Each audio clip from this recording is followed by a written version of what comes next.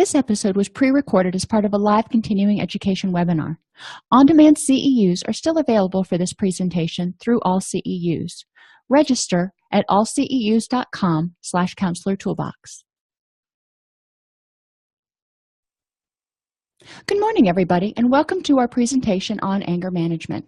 As you can see, this is the first of two parts.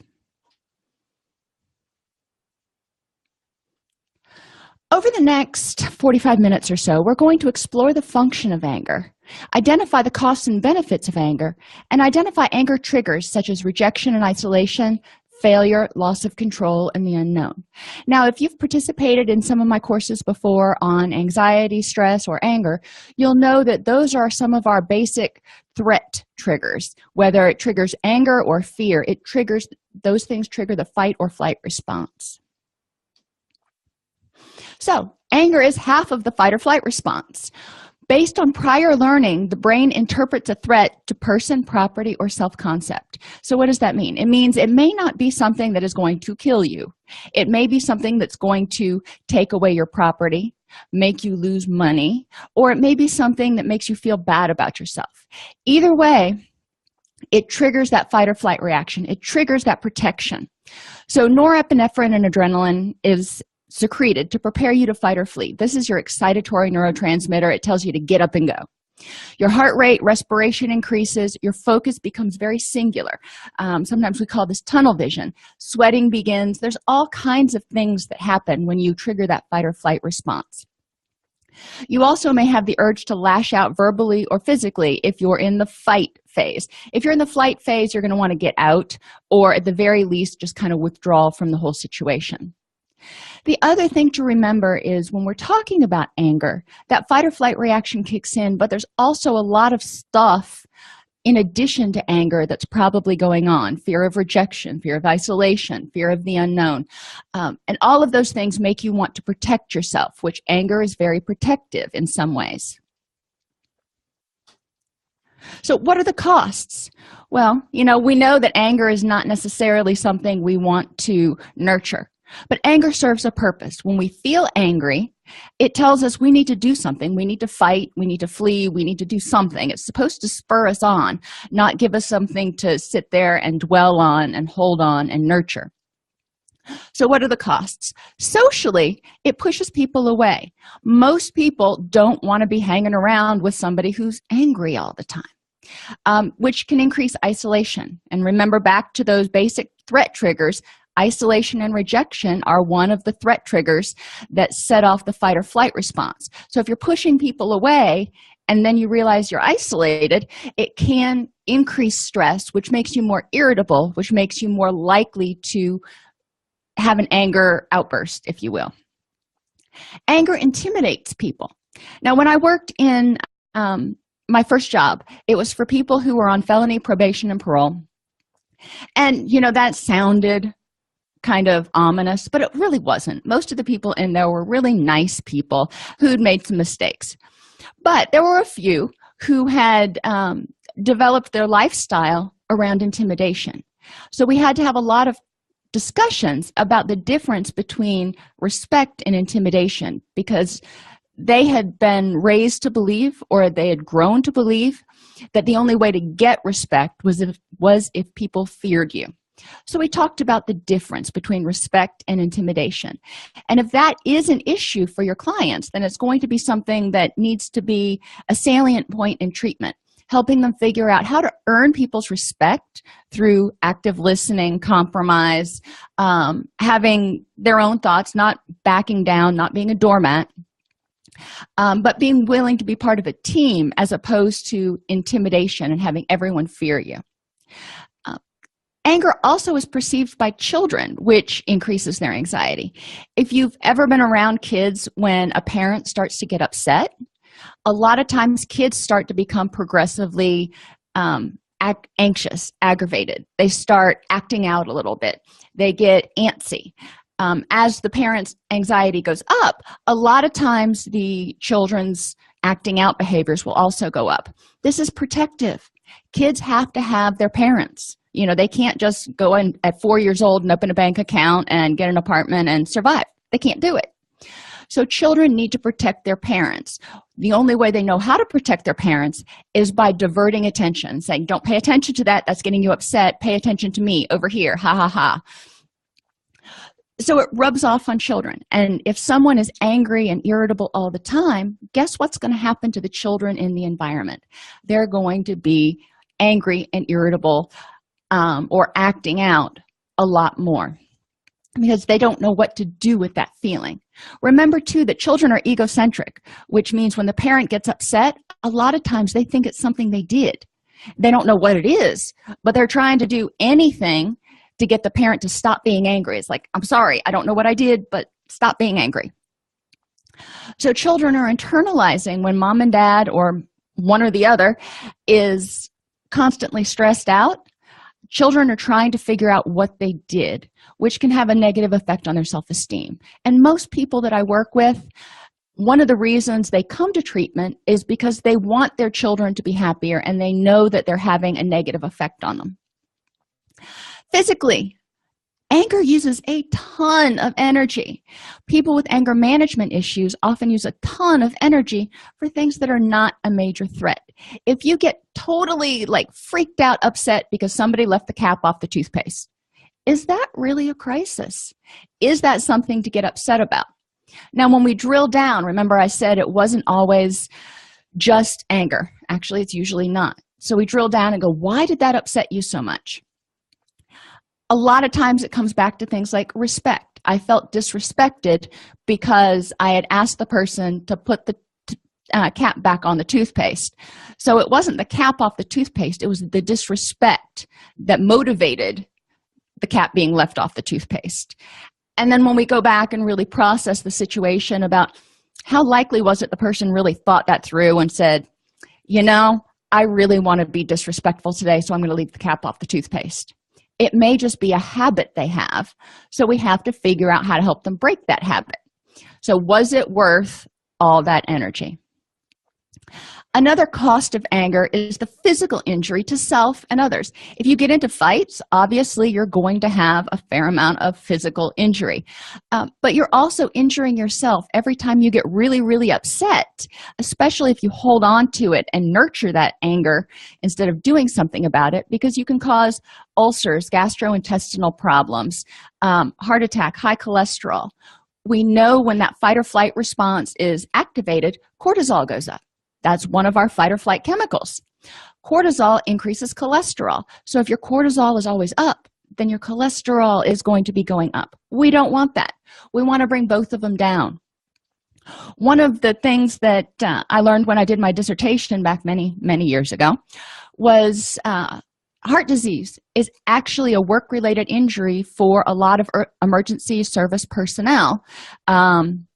It was deemed a work-related injury because the high levels of cortisol that they see in people who are law enforcement, firefighters, and paramedics often causes them to have high cholesterol, which leads to heart disease.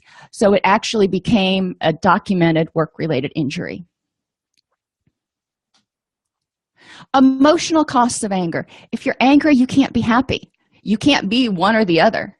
Not to mention the fact that when you're angry, you're using a lot of energy, a lot of neurochemicals. So not only are you going to have to recover from that anger episode, or you have the energy from the anger episode, but there's the recovery time. So you have a big chunk of time that's taken out of your day or your week that you can't feel happy. You're not doing things that are happiness or happiness provoking. It can also lead to depression.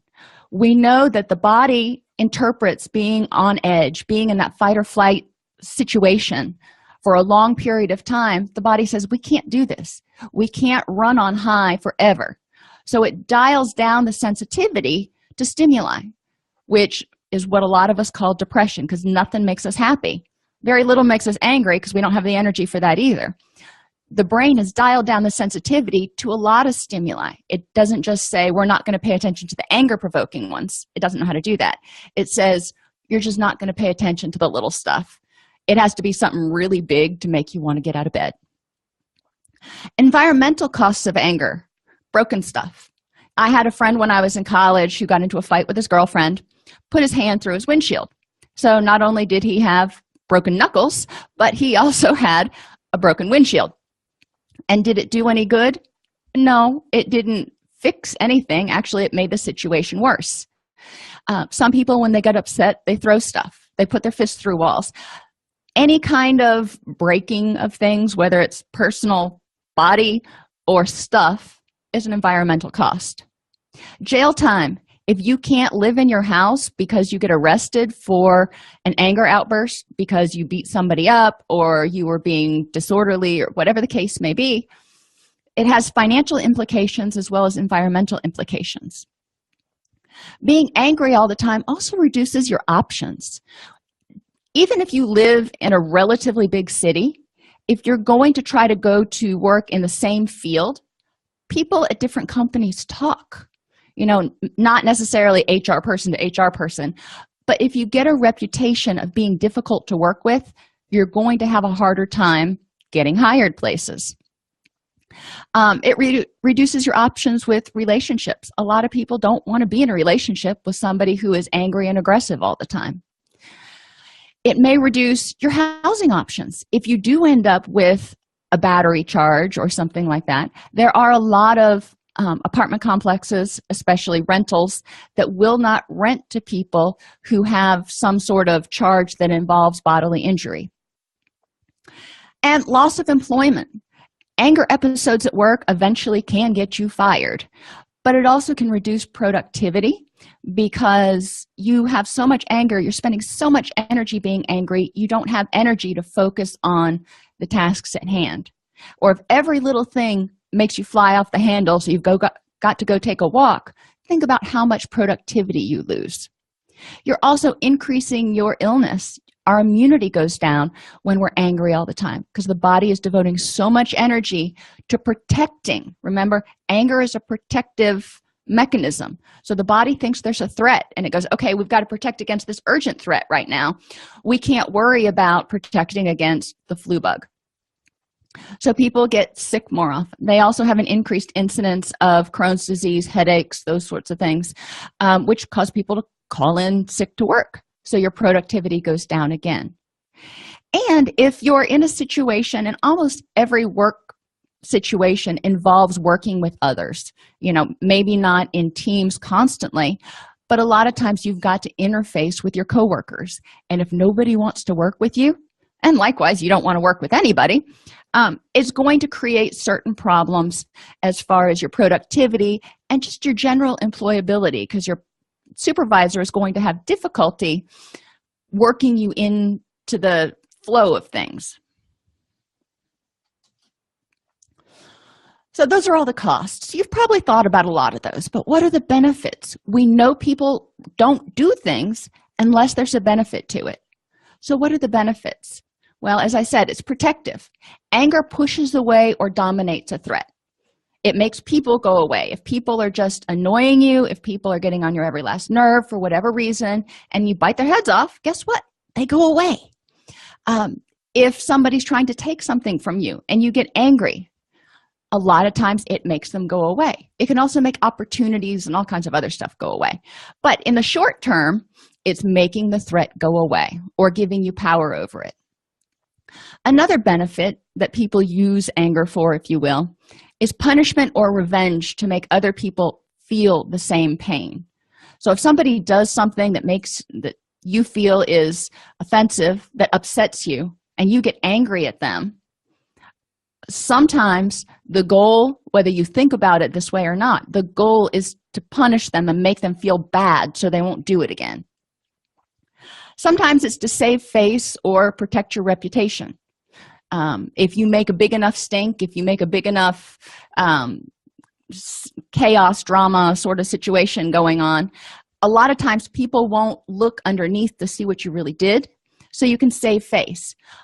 Sometimes, and a lot of times in this situation, this anger involves blaming other people. So I'm going to blame everybody else so nobody looks and sees what my part was in it. It hides emotional pain.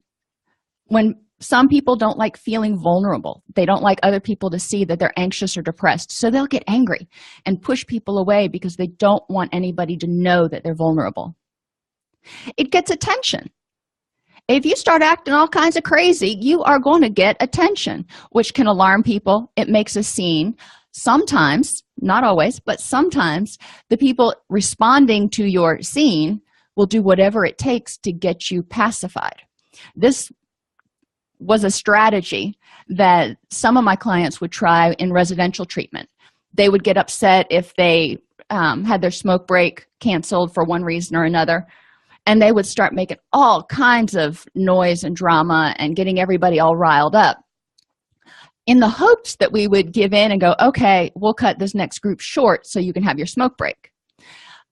Ultimately, as clinicians, as parents, as supervisors, you don't want to set that principle where all they have to do is throw a tantrum and they get their own way.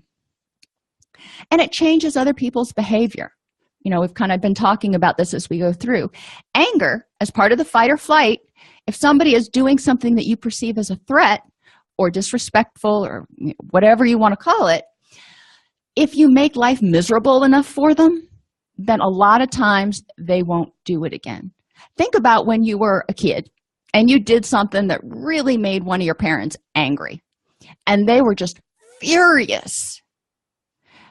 After that experience, you likely learned not to do whatever that was again. It was like, okay, don't want to go there again. Whatever I got out of the behavior was not worth having to sit through the punishment. Again, it's a balancing act.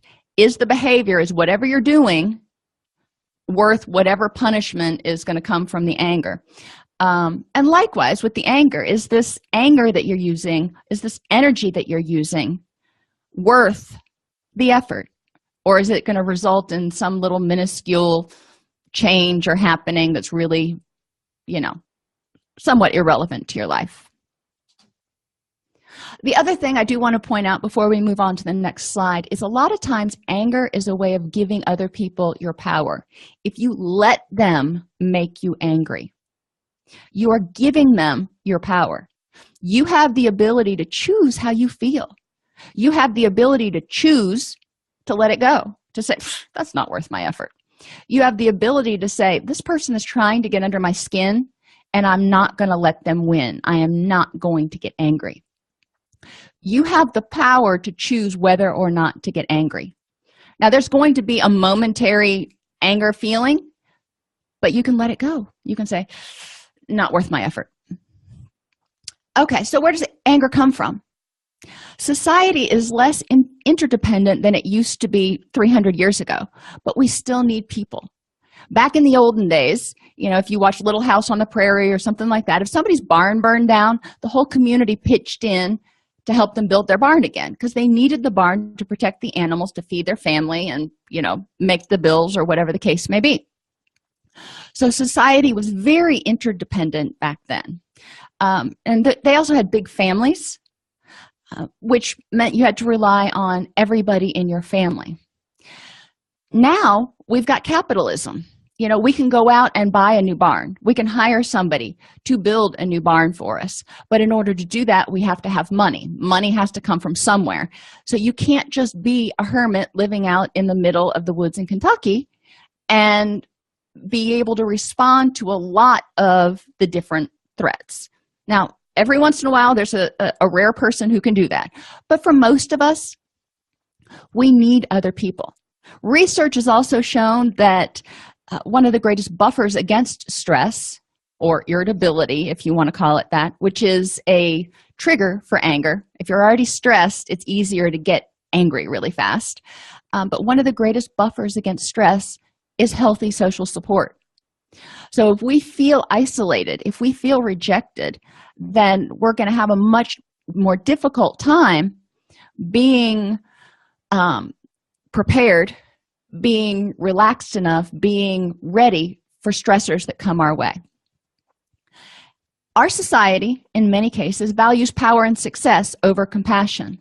So a lot of times things that make people angry revolve around them losing power or not getting a promotion or not being seen as successful.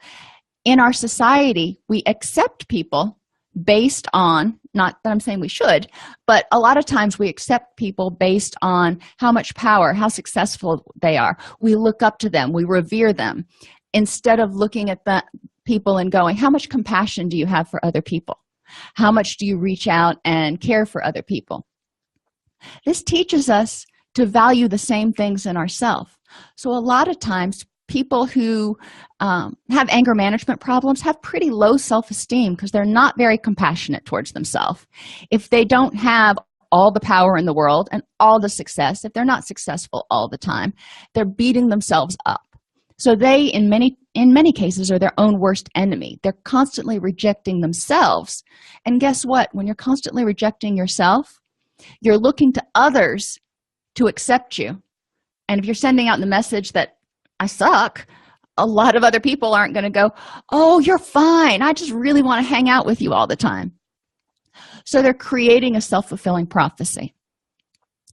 Harsh or disengaged parenting can lead to anger feelings. Like I said earlier, children tend to be very egocentric. So if a parent is harsh, a harsh disciplinarian, especially a parent who tells children, you're a bad boy, and nitpicks everything and rarely compliments anything, the person is going to feel very inadequate, feel very rejected by the very people who are supposed to accept them.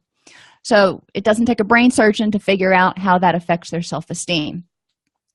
Disengaged parenting, on the other hand, the parent doesn't harshly discipline, the parent doesn't reward, the parent's just kind of not there. I mean, they're physically there a lot of times, but they're emotionally disengaged. Whatever the child does, that's fine, whatever, just let Johnny be. Johnny is desperate to get the parent's attention because he needs that kind of reinforcement, that kind of feedback that you're doing okay, you're a good kid, you're smart, you're intelligent, you're creative, any kind of positive feedback that he can learn to hone in on. Primitive coping skills. A lot of people, and I keep saying a lot because you can't say everybody all the time, especially when we're talking about psychology, but a lot of people with anger management issues don't have really good coping skills and or don't have a repertoire. They have one or two things they can use, and if those things fail, they're screwed, which means they get angry.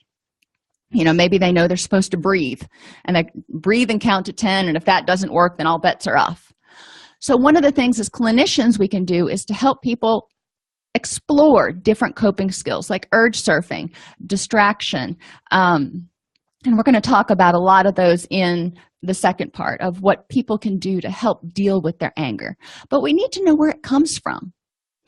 And then low self-esteem and external validation. Like I said before, if you feel like you're not worthy of friendship, if you feel like you are a failure, if you're constantly rejecting yourself, if you're constantly setting up situations so you're isolated, if you're constantly telling yourself you feel like a failure, then those are three right there, easy notes of the threat triggers that we talked about earlier. If you've had experience with the threat triggers and you've gotten angry and somehow you've gotten a reward for that, then guess what? The most common way you're going to respond to a threat trigger is through anger.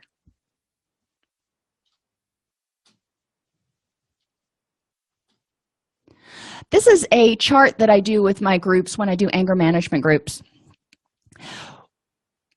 A lot of times there are common themes or common threads to what people find irritating or what triggers people's anger. And over the years, I've kind of watered it down or condensed it, if you will, to these 6. When people feel disrespected, it's a sign of that they're being rejected. It's a sign that they may have failed to gain the power and the respect that they want. And if they're disrespected, they've lost control over another person's opinion of them, if not over the other person to begin with. When people feel disappointed, a lot of times the disappointment that triggers anger is because somebody made a promise, somebody said they were going to do something, and they didn't do it. So again, you've got rejection, you've got loss of control because somebody said they were going to do something and you had faith, you trusted that they were going to do it, and you had your trust betrayed. When people feel misunderstood, and I have teenager down here as an example. Most teenagers go through a period, maybe a very long period, where they don't feel like anybody gets them. And if you've worked with clients in groups, sometimes we have clients that say, you know what, nobody understands what I've been through. That's that sense of isolation. And when people feel isolated, they get angry because they don't feel like anybody understands, which intensifies their sense of hopelessness. When people feel embarrassed, if they get called out in the middle of an entire class or in the middle of a team meeting, it can be very embarrassing. So they may feel rejected. Other people are going to laugh at me now. Or, they got called out for a reason. So they may feel like they are unsuccessful, like they failed in some way. And they had no control over that situation. All of a sudden, they were front and center, and somebody else had taken their power. Which takes us to powerless. When people feel powerless, they get angry. Part of the grief process is anger, and that revolves around the powerlessness situation. When, for example, someone dies or someone gets a terminal illness, you may feel very powerless because you can't fix it. You can't change it, and it sucks. And we like to make things that suck go away. You may not feel rejection or isolation, but there's a very big sense of loss of control, which can change how you perceive the world. It's like, okay, well, if there's all this stuff out here that I can't control, maybe there's nothing I can control. And jealousy or envy, if you look at it in terms of jealousy being either angry at someone else for having something you don't have, or angry at yourself because you don't have something that someone else has, you can see where jealousy and envy can be interpreted as anger. If you're jealous of somebody because of something they have that you don't, that indicates maybe you feel like you're going to be rejected because you don't have the power, the control, the success, the money that they have, which indicates that maybe you place a lot of value on personal possessions, on finances, on being the prettiest, on being, power and success. Again, so we want to look at what other things does the person value besides power and success. It can also intensify people's sense of failure. When they're looking at singers, movie stars, politicians, even bankers, who make more in 1 week than they make in an entire year, they can feel envious, and it can make them feel like a failure because, how did they get to that point when I didn't?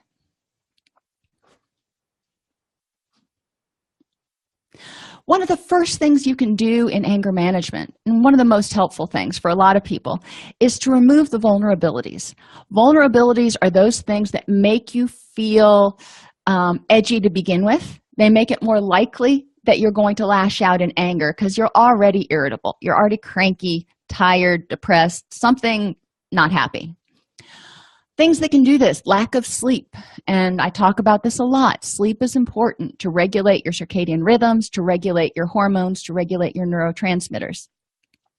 So having a good sleep routine where you're getting quality sleep. Low blood sugar. It's important to eat and keep your blood sugar up. Now, whether you need to eat every 3 hours or you need to eat 3 times a day, whatever it is you need to do to have your blood sugar be stable. When your blood sugar goes down, you can get the shakes. Some people, when their blood sugar goes down, they start getting increasingly anxious because they associate feeling shaky and feeling weak, feeling dizzy with the onset of a panic attack. Some people get irritable. It's important to know how you react when your blood sugar's low. Too many stimulants. Just like you can get shaky and irritable with low blood sugar, if you've had way too much coffee, you can get irritable and snappy at people because you're really revved up and you're just ready to go. Imagine sitting on at a stoplight and you've got the gas pedal floored and you're just waiting to go. And as soon as the gas pedal turns red, you fly out of the gate. That's kind of what happens when you're on stimulants, when you're even too much coffee, not even necessarily illegal stimulants or ADHD medication, but just coffee, too much of it. Monsters are, really revving. So it's important to realize you're kind of like that car. And if somebody triggers you, it's going to be like the car when the light turns green and you're just going to fly out of the chute and likely bite their head off. Being sick or in pain. Most of us are not pleasant when we're sick or in pain to begin with. So it's important to just understand that if you're sick, give yourself a break. Don't push yourself too hard. Don't do things to make yourself irritable. My daughter didn't sleep well the night before last, and she was cranky. She was having a hard time focusing, and she kept trying to do what she would normally do in a day on that day. And I kept trying to point out to her that when you're sick, when you're in pain, or in this case, when you're really, really tired, you're not going to focus as well. So you need to understand that you're just not going to get that much done, and be compassionate with yourself. Otherwise, it increases your irritability because you're getting angry with yourself, which rubs off on getting angry with other people. Being mindless and letting little things build up. And I say, think laundry or weeds.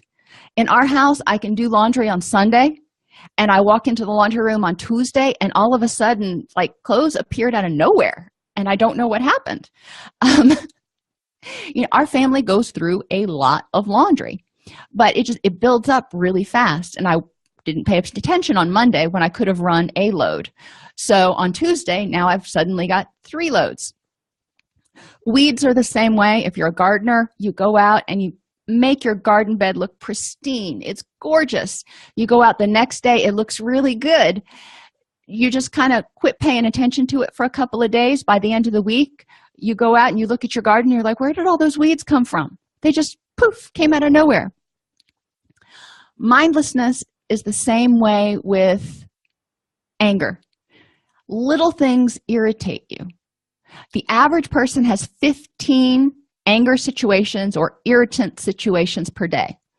If you let those build up over a week and don't deal with them or let them go, then you're constantly stacking the deck. You're increasing the pressure in the pressure cooker. Depression.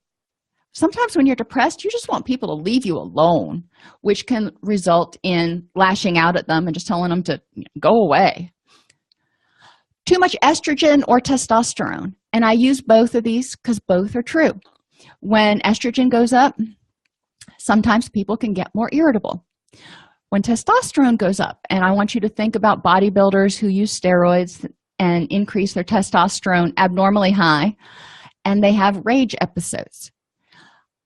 Our hormones are involved in the availability of our neurotransmitters, not only the aggression neurotransmitters, but also the calming ones. So it's important to make sure that you're aware of your body cycles and what increases your irritability, if it's something you eat or maybe after you have a really hard workout, anything like that. And finally, anxiety and stress increase our likelihood of having an anger episode. Why? Because we're already stressed. We're already perceiving a threat. So if something else comes along, it's more likely that it's going to be overwhelming. So our response is to lash out. Think bridezilla.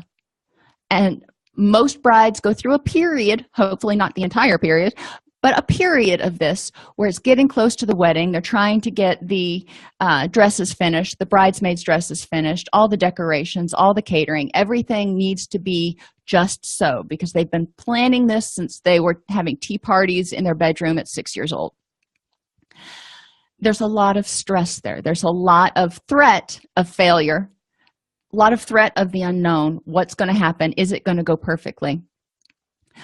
So people that are in that kind of situation can tend to lash out more.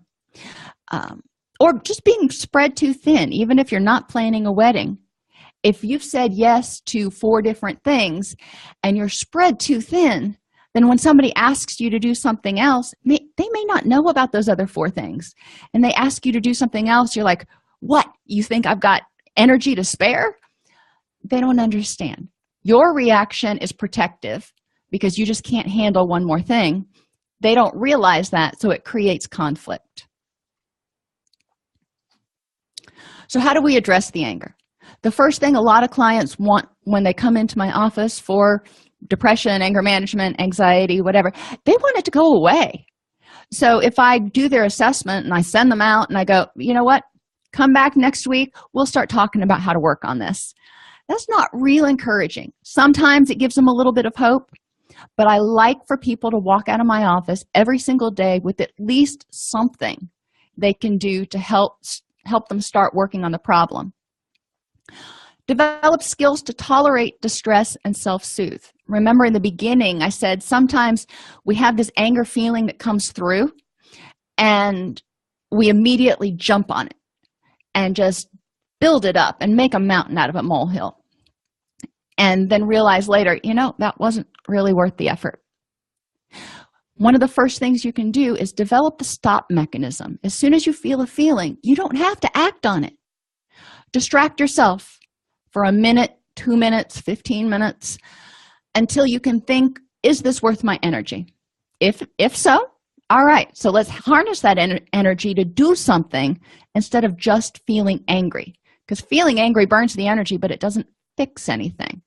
So what can you do that's proactive to make the threat go away or change the situation in a way that you want it to? Some people, when they get angry, the first thing they need to do is journal. They need to write it down and get it out of their head. Otherwise, they're going to keep replaying that situation in their head over and over again. And every time they play it in their head, they get a little bit more irritated. Urge surfing.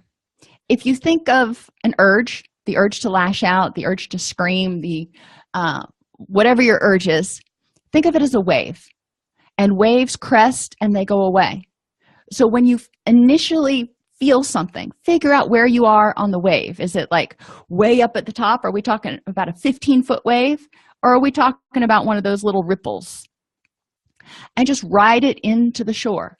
Let it go away, because you know the urges will dissipate after a little while unless you feed them. Develop mindful self-awareness for your vulnerabilities. Check in with yourself when you get up in the morning, before breakfast, before lunch, and before dinner. I use those because almost everybody eats breakfast, lunch, and dinner and gets up. And ideally before you go to bed. So that's 5 times a day. You're checking in with yourself and you're going, how do I feel emotionally? Am I content? Am I angry? Am I irritable? What's that about?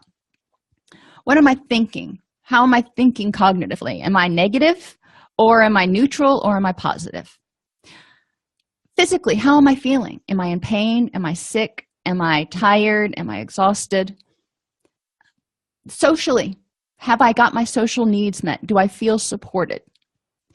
And you can stop there. I mean, there are other places you can go with it, but those are the biggies. Let's figure out how you're feeling.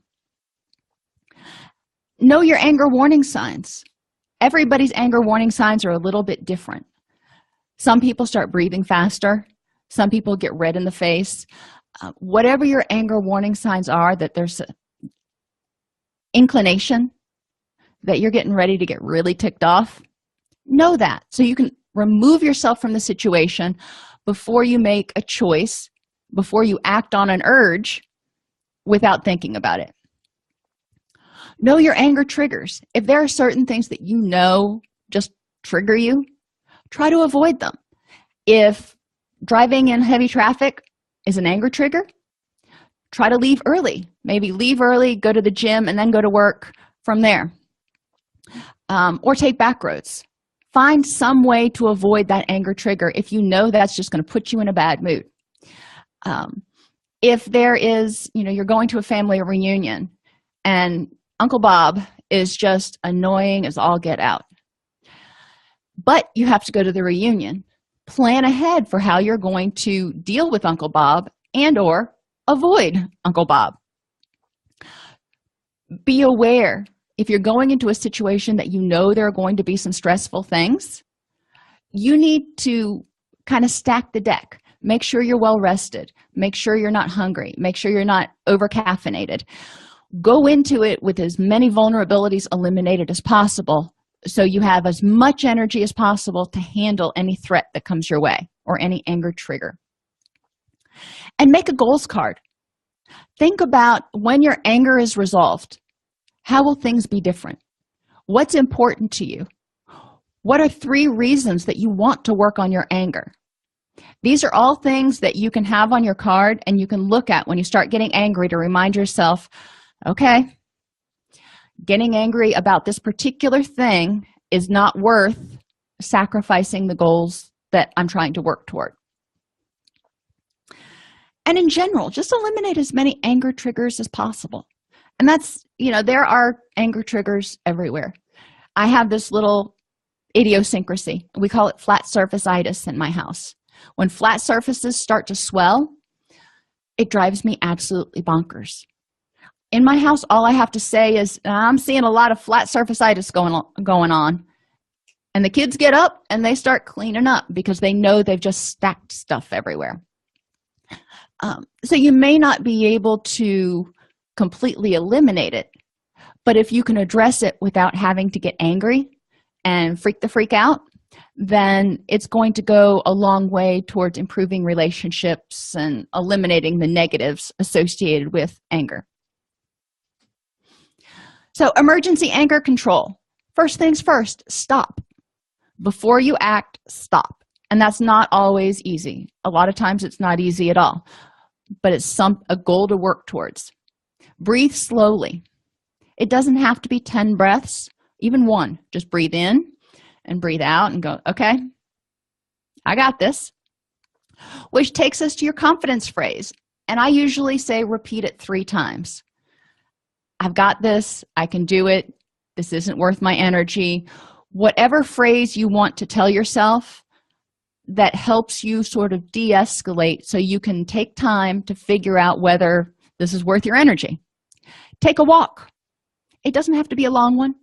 You can just go outside and walk around the front yard for a second, which will help you get your breathing under control, and then come back in.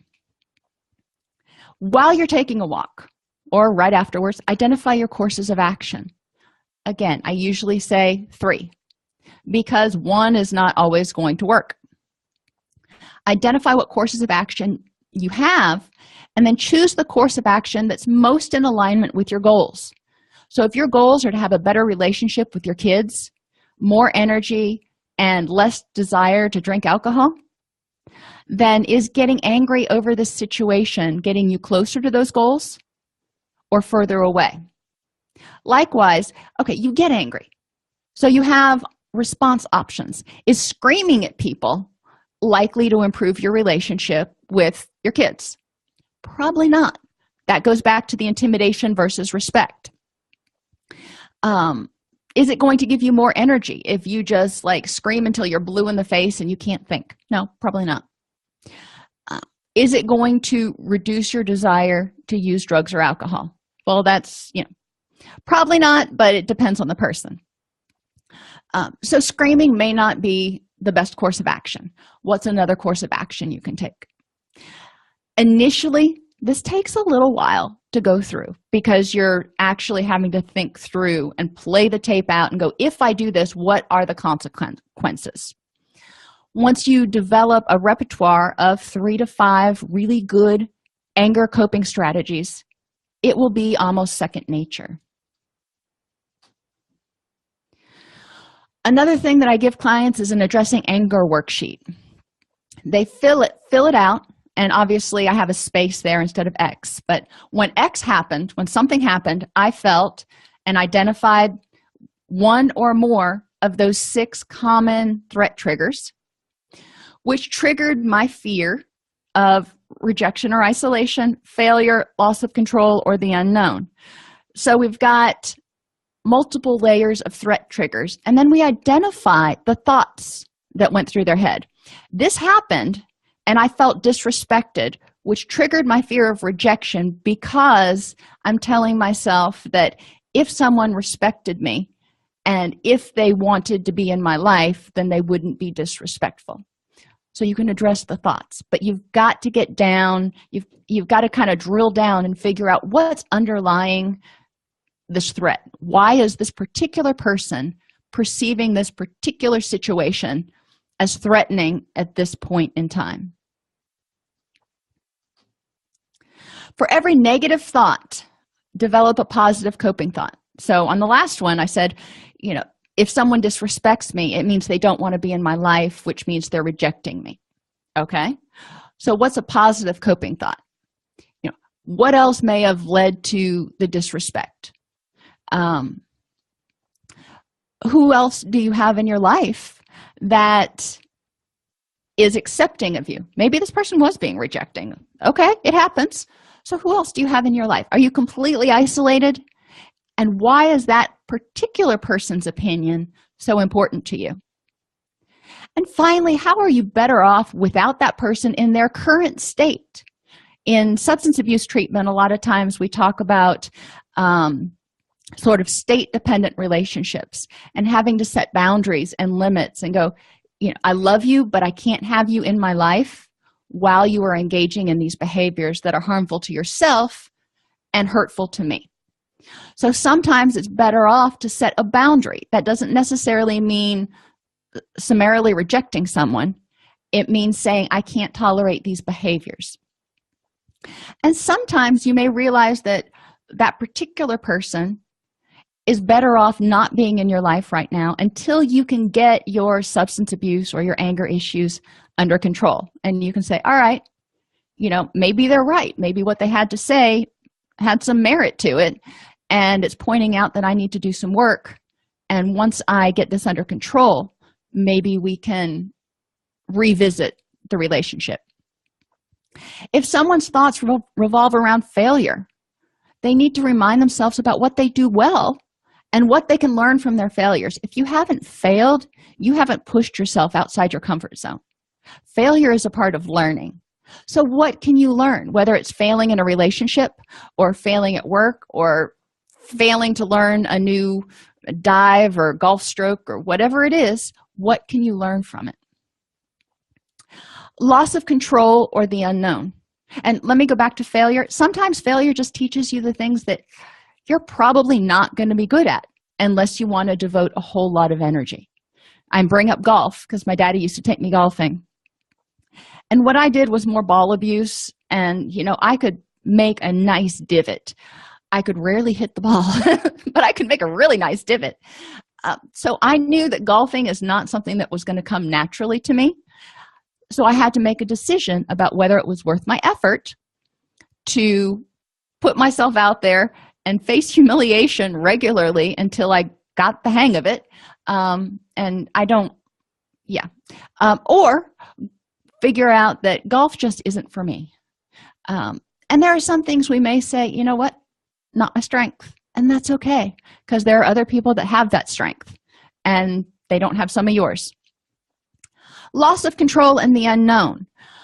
What we want to look at is if you go back to Bridezilla and she's all stressed about whether the wedding is going to go off perfect.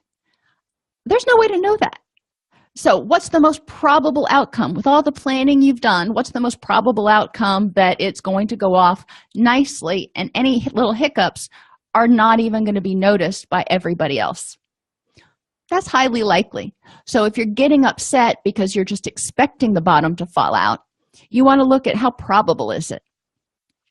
And you also want to look at how have you handled situations like this before. Maybe you're getting ready to go out and give a speech in front of 200 people that you've never met before. And you're like, I don't know if they're going to like it. I may get heckled. I may get booed off the stage. How have you handled situations like this before? Have you ever had a speaking engagement before? And again, looking at the probability, how probable is it that you're going to get booed off the stage? But then going back to how have you done it before, going into a situation where you don't know how people are going to react, how do you prepare? What can you do? And if you haven't been in a situation like that before, find someone who has and ask them, how do you deal with it when you're going out to face a crowd of people that you have never met and you've got to give a speech and try to sound confident? So anger is a protective response to a threat. Due to a whole myriad of factors, people can become hypersensitive to threats. everything can seem like it is a rejection, a reminder of your failure, or the unknown. You just don't know what is going to come around the next corner. Or you can be excited for, let's see what's going to come around the next corner because I can handle anything. And it's a perspective change going from anxious anticipation to anger and dread. Extended periods of anger and irritability cause the stress response system to dial down sensitivity, which can lead to depression. Many people with anger management issues have internalized negative self-talk from childhood. It was either directed at them, people telling them that they were a failure, they were never going to amount to be anything, they were the black sheep, or interpreted by them because they couldn't get positive feedback. So they felt like everything they did just fell short of getting parental approval. Anger is often reinforced by immediate temporary relief, victory, or vindication. People wouldn't keep getting angry and lashing out if it didn't work for them. Now, whether it works to help them meet their long-term goals, it rarely helps people meet their long-term goals. But in the short term, it makes the threat go away. Think about coming face to face with a cottonmouth snake. You're not really worried about the long term. You just want to get out from in front of the snake. Addressing anger involves helping people learn to stop and de-escalate or downregulate. You're not going to think clearly when you have tunnel vision and you're in that adrenaline haze. They need to identify and remember why change is important. Why was it again they wanted to start working on this anger management stuff? Identify and develop alternate responses. Both of these are things they can keep on index cards or on their screensaver on their phone, so they can easily and quickly refer back to them and go, okay, this is what I'm supposed to do. When they're angry, when people are in that adrenaline haze, they're in a state of crisis. They're not thinking clearly. They are not able to dig into the recesses and go, what was that new skill I learned in therapy last week? Keep it front and center. Enhance self-esteem to reduce the need for external validation, so you're not constantly fearing rejection. If people don't like what you did, you're just like, tough diddlywinks. Counter-condition unnecessary threats, things that really aren't that big of a deal. Maybe when you were 6, a dog came running down the fence and barked at you and bared all its teeth and scared the bejesus out of you. That's normal for a 6-year-old if they see this big dog doing that. But from that one experience, you're now afraid of every dog. You want to look at things that get you angry and go, is this worth my energy?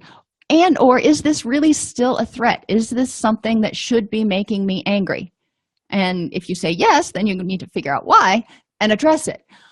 But there are a lot of things we get irritable over: getting cut off in traffic, long stoplights, cashiers that seem to intentionally be going slow, when in reality, they're probably just having a bad day. Look at those and go, is it worth my energy? Become mindfully self-aware of your triggers and your vulnerabilities, and eliminate as many vulnerabilities as possible so you have the energy to handle stresses as they come.